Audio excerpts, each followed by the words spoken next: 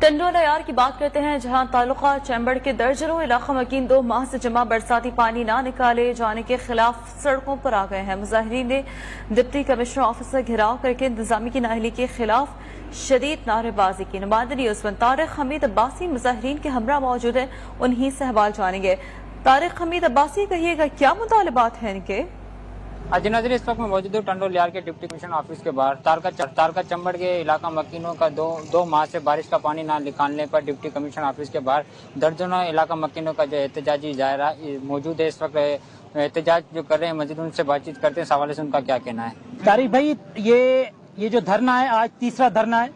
انتظامیہ 2 مرتبہ پہلے بات چیت کر چکی ہے، 2 وعدے انتظامیہ نے کیے کہ بھائی فلاں تاریخ کو لاسٹ جو بات ہوئی تھی اس میں انہوں نے انتظامیہ، یہ ڈی سی صاحب، اے سی صاحب سب تھے، انہوں نے کہا کہ 9 تاریخ کو جو ہے یہ پانی آپ کا یہاں سے نکالا جائے گا۔ 200 گاؤں اس وقت پانی کے نیچے پڑے ہوئے ہیں۔ یہ تلکا چمبڑ کے ہیں۔ دوسری جانب ہم دیکھیں تو تلکا جھنڈو مری بھی بالکل پانی کے نیچے ہے۔ انتظامیہ روزانہ کی بنیاد پر لاکھوں روپے کے ڈیزل کے پیسے بل تو بنتے ہیں، لیکن اس میں سے فقط کاموروں کی جو جاگیر ہے، ان کی زمین ہے، ان کا پانی نکالا جاتا ہے۔ ہمارے غریب مزدور ہاریوں کی جو جگی ہے وہ آج بھی پانی میں۔